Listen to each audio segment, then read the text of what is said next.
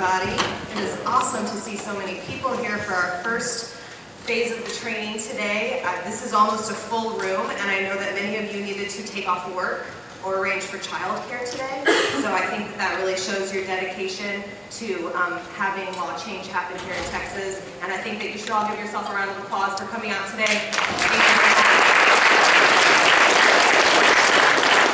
So while we're up at the Capitol, I want to talk about being what I like to call gracious warriors. We're out there to fight the laws as they are. They are unjust and unfair, and we all know this. However, we need to bring people to our side with respectful education, loving conversation. We do not need to make any enemies. And if you cannot make any ground forward with that representative, do not harm that relationship at all. This is full of respect today. This is education and meeting with your representative as a constituent, as a voter, and voicing your opinion. So that being said, you all are dressed very lovely and very professionally, and I think that that is going to set a good tone for the day.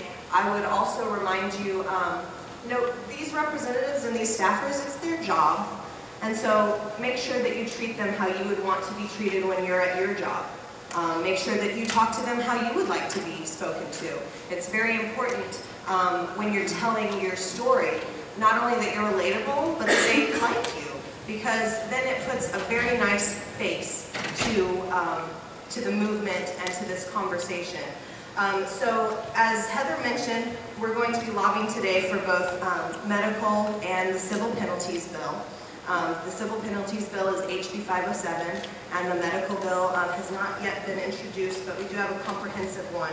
I wanted to show an example of what these packets that you're going to be giving to your legislators look like. So you'll be going to your team leaders based on your Senate district, and your team leader will have packets like this. And it'll have the senator or representative's name, their room number, and maybe a little bit of information about them, like they're on the Veterans Board.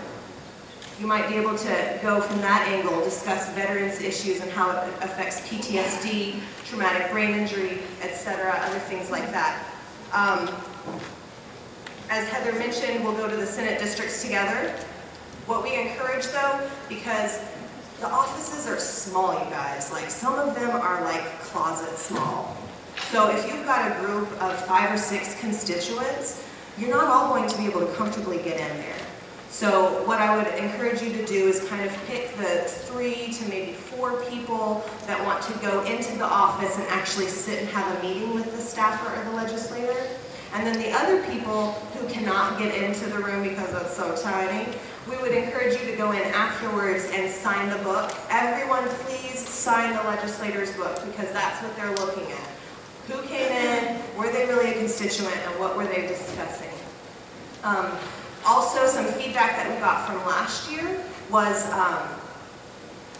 not doing a lot of multiple visits. So please make sure that you stay with your team, or at least with your constituents, because we don't want, 5 visits to the same senator. We want to go once, make a good impression, and be gone. Now we have information for all 181 legislators today. So last session in 2013, all 181 legislators got education packets and clinical application books. So this year, we're adding to that education with the information inside of this packet. So I encourage you to just kind of look at this as a way to open the door to a conversation. The door may not be flung open, but at least you can get it cracked open. And it's going to happen with attitude and education, and I cannot emphasize that enough. And then I would like to introduce Zoe Russell. She's going to be talking about our legislative process, and Zoe.